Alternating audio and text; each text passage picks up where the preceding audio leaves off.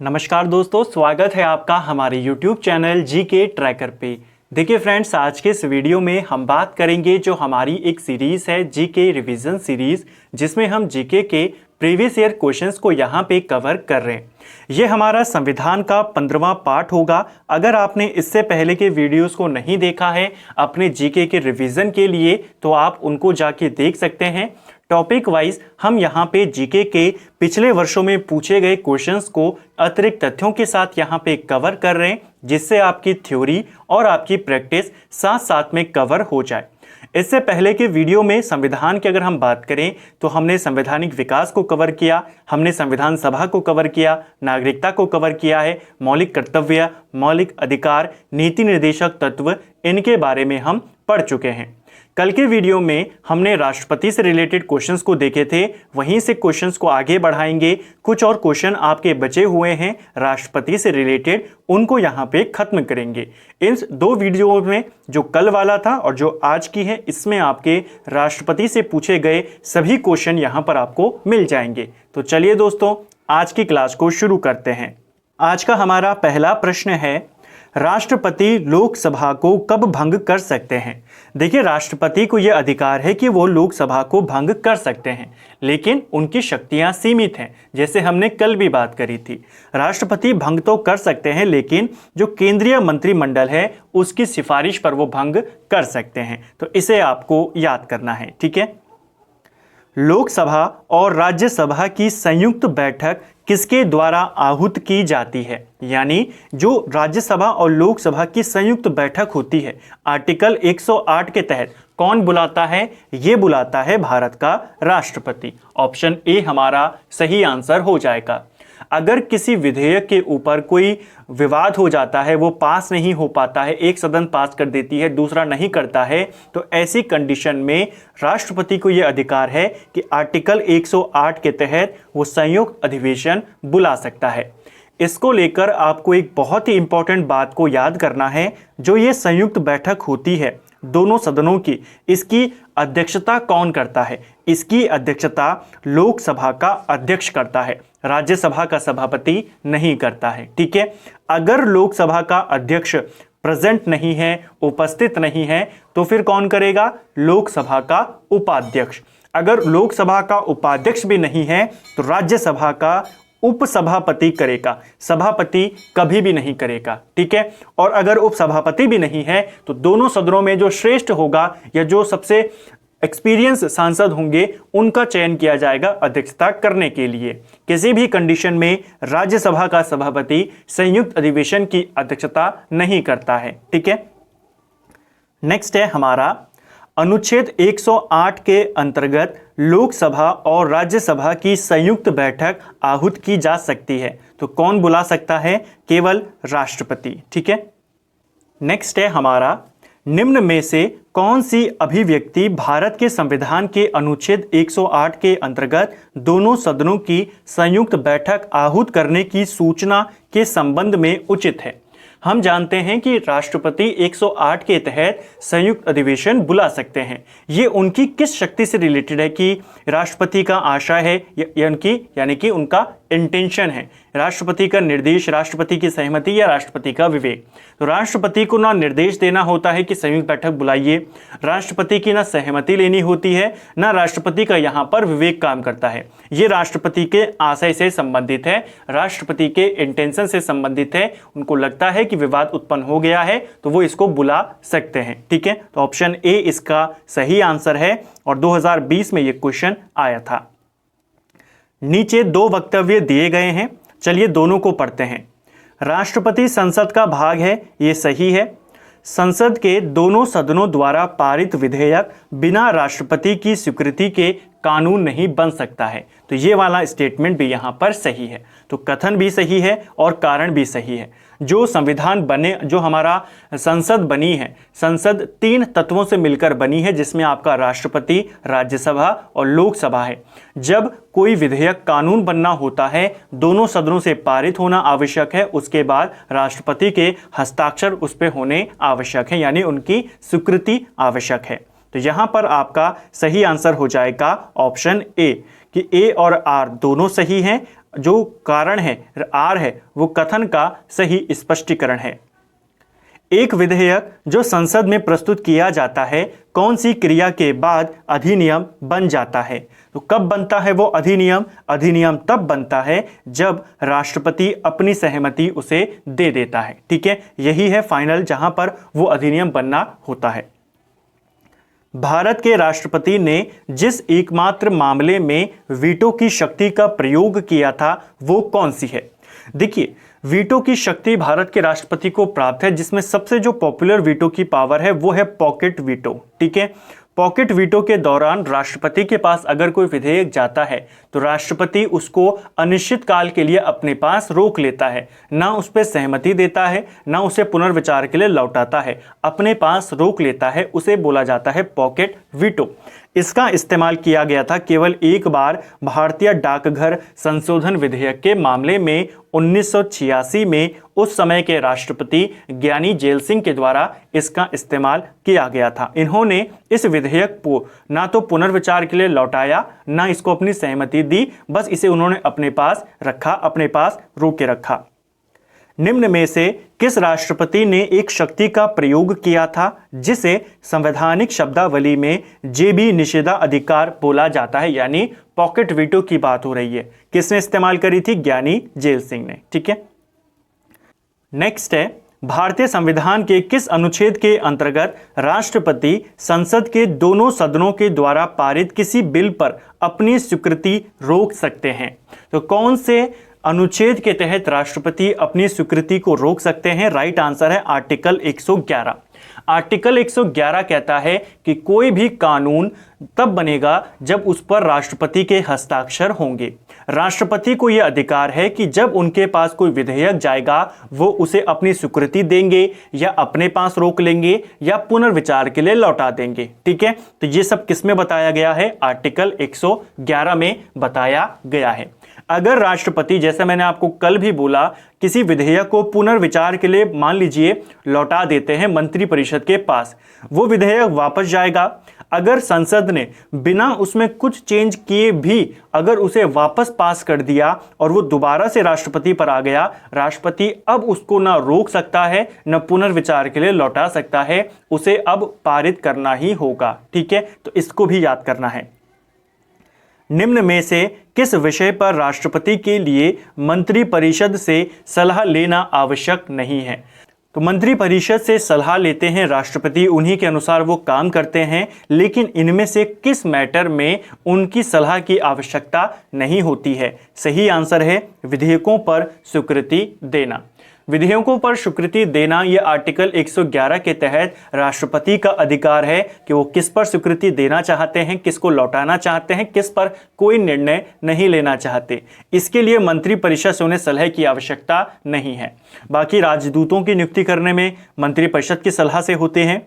राज्यपाल के द्वारा जो प्रेषित विधेयकों पर स्वीकृति होती है ये भी मंत्रिपरिषद के द्वारा होती है। लोकसभा भंग करना मंत्रिपरिषद की सलाह पर, संविधान संशोधन विधेयक पर स्वीकृति देना ये मंत्रिपरिषद की सलाह पर होती है। जो साधारण विधेयक होते हैं, ठीक है, उन पर राष्ट्रपति का विवेक काम करता है। ठीक है, संविधान के अनुसार इनमें से राष्ट्रपति की विधायी शक्ति कौन सी है?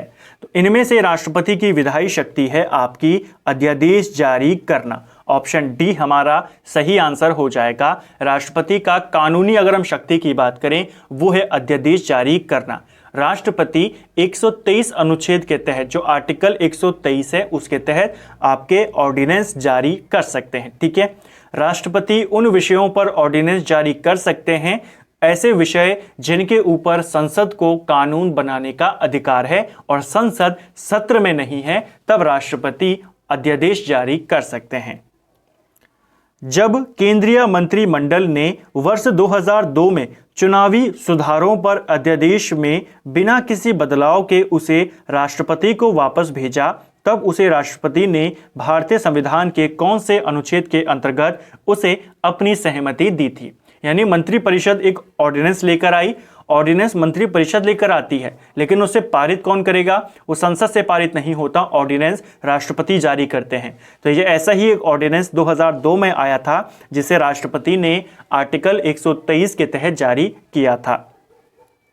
संविधान के किस अनुच्छेद के अंतर्गत भारत के राष्ट्रपति को अध्यादेश जारी करने की शक्ति प्रदान है?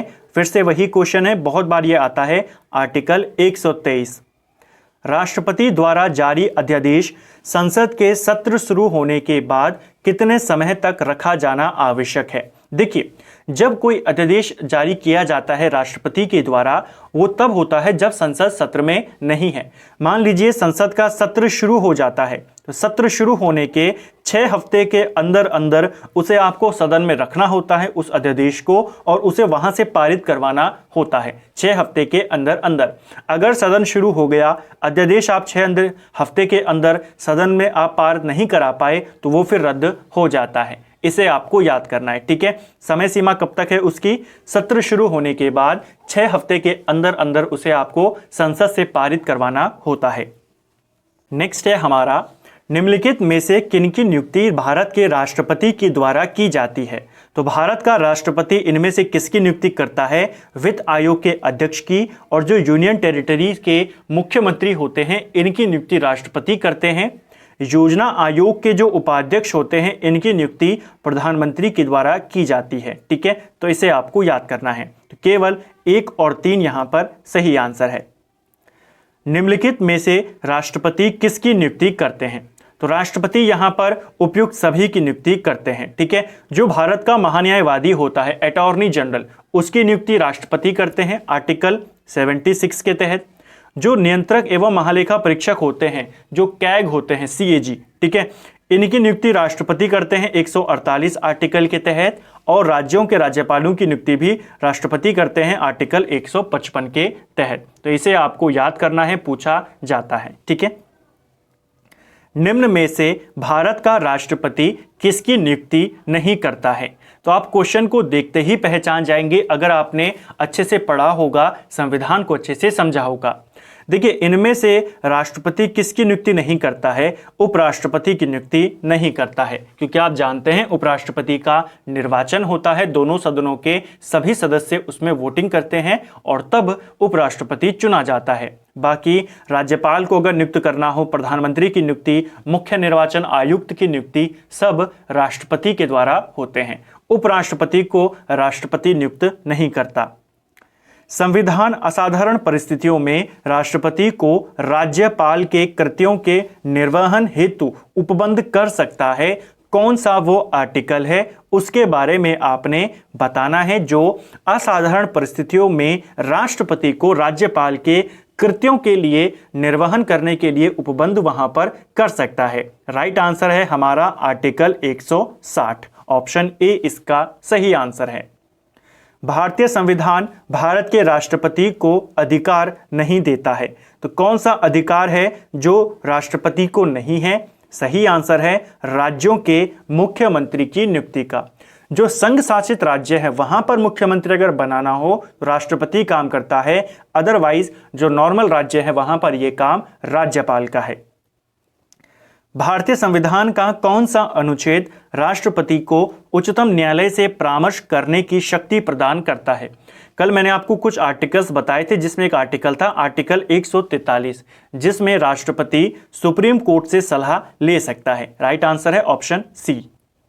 भारत के राष्ट्रपति की शक्तियों के बारे में निम्नांकित में से कौन सा कथन सही नहीं है? तो चलिए स्टेटमेंट्स को पढ़ते हैं।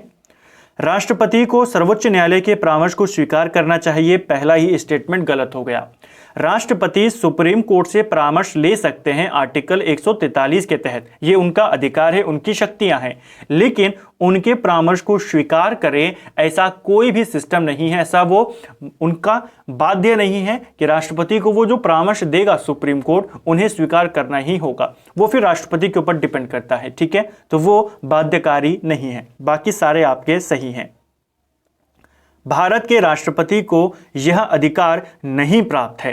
कौन सा अधिकार उन्हें प्राप्त नहीं है? तो वो है सर्वोच्च न्यायालय के न्यायाधीश को हटाने का, ठीक है। सुप्रीम कोर्ट के न्यायाधीश को हटाने के लिए महाभियोग ही लगाया जाता है, राष्ट्रपति उनको डायरेक्टली नहीं हटा सकते हैं, ठीक है।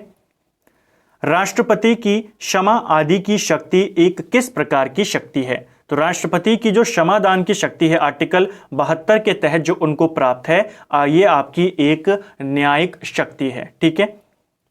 निम्न में से कौन सा संवैधानिक विशेषाधिकार राष्ट्रपति का नहीं है? तो इनमें से कौन सा नहीं है? तो वो है आपका वित्तीय बिल को पुनर्विचार के लिए लौटाना। देखिए, राष्ट्रपति केवल साधारण बिलों को लौटा सकते हैं। जो संविधान संशोधन विधेयक होते हैं और जो वित्त बिल होता है, इनको नहीं लौटा सकते, क्योंकि जो वित्त बिल होता है राष्ट्रपति की मंजूरी के बाद ही सदन में इसको लाया जाता है। तो वित्त बिल को वो नहीं लौटा सकते। ठीक है। निम्नलिखित में से किसी भौगोलिक क्षेत्र को अनुसूचित घोषित करने का संवैधानिक अधिकार किसे प्राप्त है?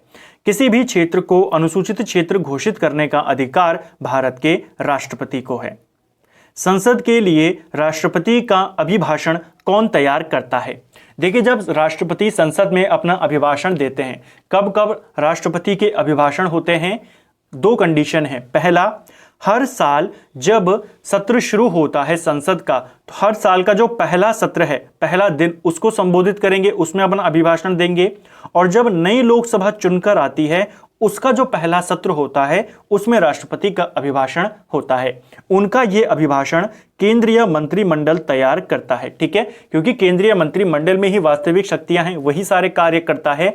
उन्हीं की तरफ से राष्ट्रपति आकर बताते हैं कि उनकी सरकार क्या क्या काम कर रही है या क्या क्या काम आगे करेगी। ठीक है। स्वतंत्र भारत के प्रथम राष्ट्रपति कौन थे? काफी सिंपल सा क्वेश्चन है। अच्छा, कहां से थे ये बताना है, ये भी सिंपल सा है, आप जानते हैं। स्वतंत्र भारत के पहले राष्ट्रपति थे डॉक्टर राजेंद्र प्रसाद और इनका संबंध था बिहार से। ऑप्शन सी हमारा सही आंसर होगा। 1950, 26 जनवरी 1950 से लेकर 1962 तक राजेंद्र प्रसाद भारत के राष्ट्रपति रहे थे। ठीक है। दो अवधि के लिए भारत के राष्ट्रपति कौन बने थे? तो एकमात्र अभी तक जो लगातार 2 टर्म्स के लिए राष्ट्रपति बने वो हैं डॉक्टर राजेंद्र प्रसाद। ठीक है। भारत के चौथे राष्ट्रपति कौन हैं? कई बार आपसे ऐसे क्वेश्चन भी बन जाते हैं, तो बताइए भारत के चौथे राष्ट्रपति, उनका नाम था वीवी गिरी। ऑप्शन ए हमारा सही आंसर हो जाएगा। भारत के पहले राष्ट्रपति थे डॉक्टर राजेंद्र प्रसाद, भारत के दूसरे राष्ट्रपति थे डॉक्टर एस राधाकृष्णन और तीसरे राष्ट्रपति थे डॉक्टर जाकिर हुसैन और चौथे राष्ट्रपति थे वीवी गिरी। ठीक है। वीवी गिरी की बात करें तो वीवी गिरी आपके 1969 से लेकर 1974 तक भारत के राष्ट्रपति रहे थे। सर्वसम्मति से निर्वाचित भारत के राष्ट्रपति कौन हैं? तो सर्वसम्मति से यानी कि निर्विरोध राष्ट्रपति बनने वाले अभी तक एकमात्र राष्ट्रपति हैं आपके एन संजीव रेड्डी। ठीक है, जो नीलम संजीव रेड्डी थे, ये एकमात्र ऐसे राष्ट्रपति हैं अभी तक जो निर्विरोध जीते थे। ठीक है। संजीव रेड्डी की बात करें तो ये 1977 से लेकर 1982 तक भारत के राष्ट्रपति रहे। निम्न में से कौन राष्ट्रपति होने से पूर्व भारत के उपराष्ट्रपति पद पर आसीन नहीं रहा था? तो इनमें से आपने बताना है कि कौन राष्ट्रपति बनने से पहले उपराष्ट्रपति नहीं था। राधाकृष्णन पहले उपराष्ट्रपति थे, भारत के पहले उपराष्ट्रपति हैं। जाकिर हुसैन भी पहले उपराष्ट्रपति थे। वेंकट रमन भी पहले उपराष्ट्रपति थे, बाद में ये राष्ट्रपति बने।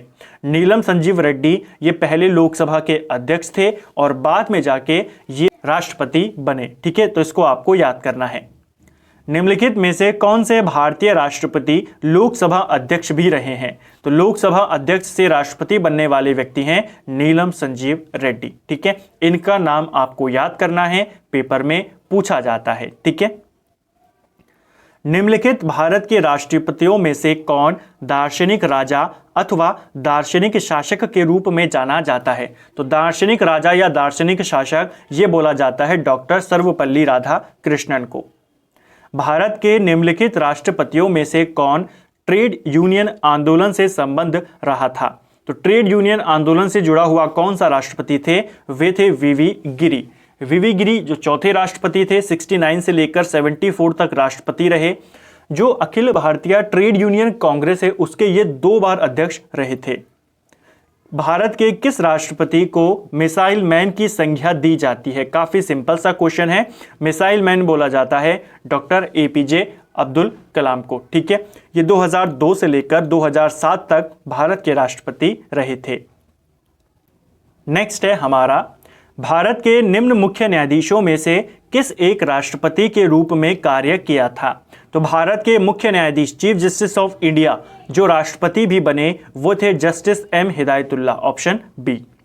निम्न में से कौन असंगत है? तो देखिए, राजेंद्र प्रसाद राष्ट्रपति, राधाकृष्णन राष्ट्रपति, जाकिर हुसैन राष्ट्रपति, जवाहरलाल नेहरू प्रधानमंत्री, तो ये यहां पर असंगत हैं।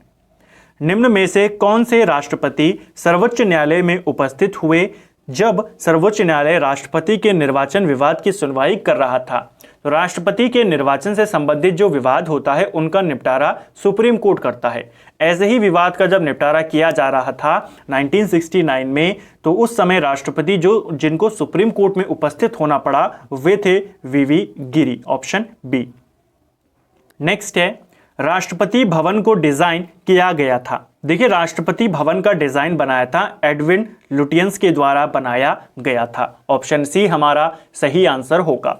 इसे भारत के वायसरॉय के लिए बनाया गया था, तो इसे शुरुआत में वायसरॉय हाउस बोला जाता था। जब भारत आज़ाद हुआ 1947 में, तो इसे सरकारी आवास बोले जाने लगा, और जो भारत के गवर्नर जनरल होते थे, पहले गवर्नर जनरल माउंटबेटन, पहले भारतीय गवर्नर जनरल सी राजगोपालाचारी, वो यहाँ पर रहने लगे, जिसे सरकारी आवास बोलते थे।